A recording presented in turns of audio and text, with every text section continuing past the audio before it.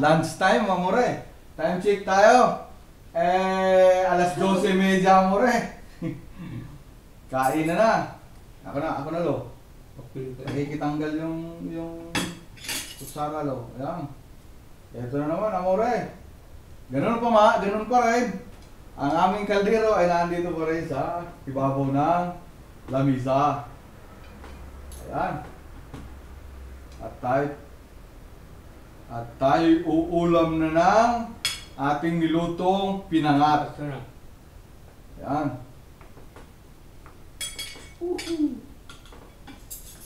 Ang sili, huwag puputulin. Baka hindi natin yan kain. Atensyon sa sili at sabi maanghang daw yan. Pero paano natin matitikman kung hindi natin susubukan? Ayan mga more. Unang sandok para sa inyo mga more. Unang subo para sa inyo mga more. Yung paklang.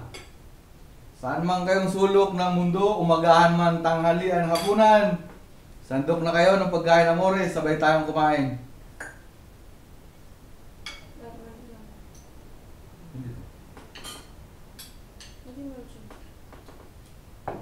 Naalaala ko yung lola ninyo ah. Paano magawa ng Pag nagawa nito.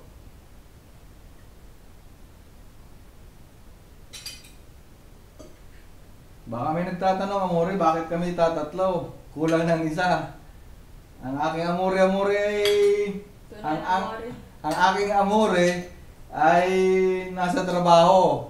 Kasama ng kanyang amo, pumunta sila ng Switzerland. Nagbakasyon doon ng isang linggo dahil ang kanyang amo ay may bahay sa Switzerland. Kung napunta doon ang kanyang amo, siya isinasama.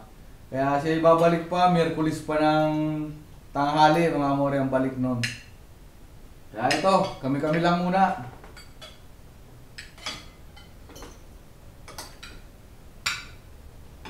Yan.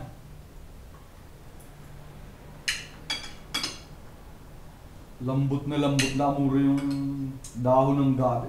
Sarap eh. Ayan. At ating puputulin ang sili. Kaputol lang muna. Baka hindi kayanin eh.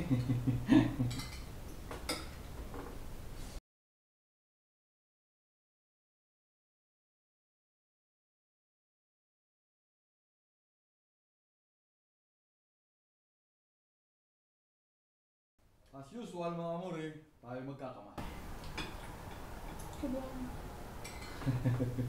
Napakasarap daw sabi na aking anak. Ito ang pagkain talaga ng Pinoy.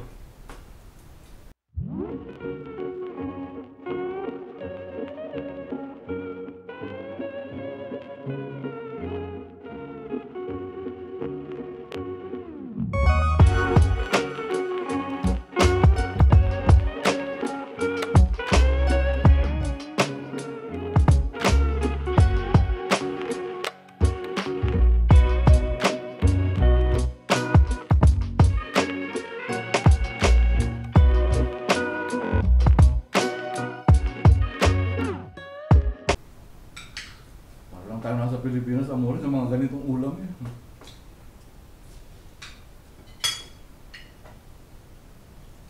Pag uwi kong Pilipinas, magdadala ko nitong gabing ito. Ikaw ang maadara? Maganda ito eh. Linuluto ito ng 2 oras. Pero ang laman nito nasa puno. Parang Ibang klase kasi itong gabi na to, amore.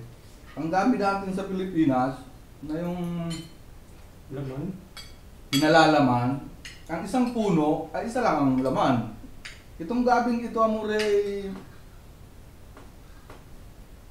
ang isang itinanim mo, pagka naglaman siya, ay halos mga 10 piraso ang kanyang laman. Kaya kakaiba, ang tawag dito ng aking kumpare, shout out sa iyo, parang Jerry Haner. Ang tawag niya dito ay gabing mag-anak daw ito eh. Kaya dahil pag sa'yo naglaman, talagang kala mo'y parang luya.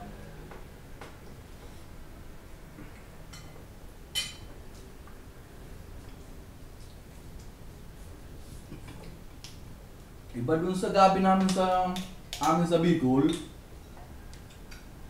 pag itinanim mo yung kanyang puno, maglalaman siya ng isa lang.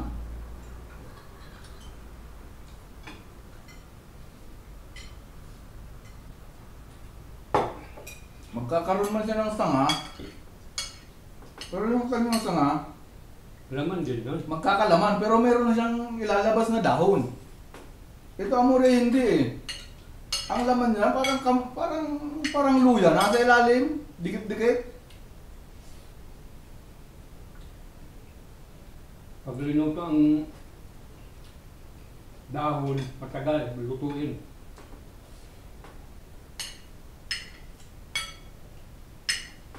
Kaya medyo matagal lutuin talaga itong gabi na ito, more.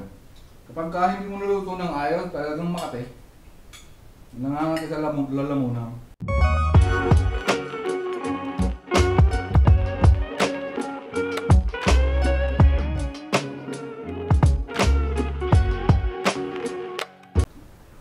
Kanin pa.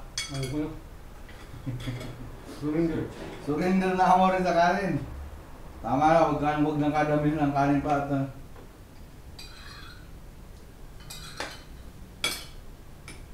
masama naman na yung sobra. Tama lang. Tama lang yung 2 sandok. Tama lang yung 2 puno sa pinggan.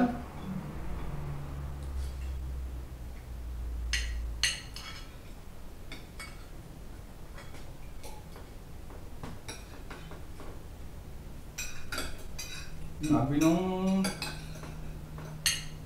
katabi namin doon sa garden na Sri Lankan Amore, mag-ingat daw sa sili, eh hindi naman pala masyadong maanghang.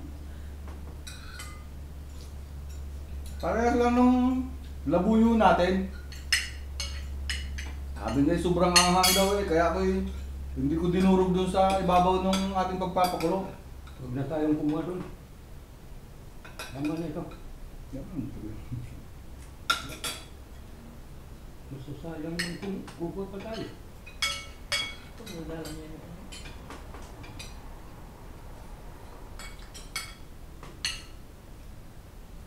Ayun, ubus ko na yung sili. Tama lang ang anghang na, anghang. Sabi niyo ba? Huwag ko na. Sabay-sabay tayo magtatakot.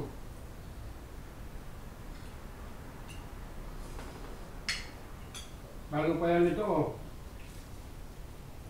Sili namin nakabitin. Baka tayo. Kita yan.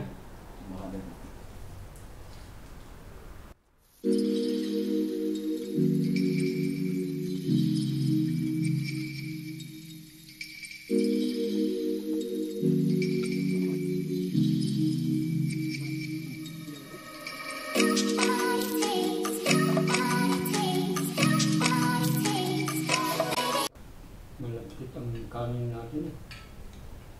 Salamat po, Lord.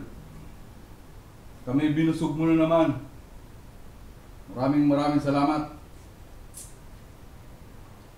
Ayan mga more, tapos na ang ating tanghalian doon sa niluto nating pinangat. Maraming salamat mga amore sa pagsama nyo hanggang sa dulo ng video na to. Ang sarap eh. Kung hindi masarap, siguro hindi naubos. At Solved na solved. Abos. wag ninyong kalilimutan na more mag-subscribe sa aming YouTube channel at pindutin ang notification bell para lagi kayong updated. At kayo manonotify pagka kami may mga bagong upload na video. At ito ang inyong kaamore, nagsasabing hanggang sa muli. Arrivederci, ciao, goodbye. Pinangat.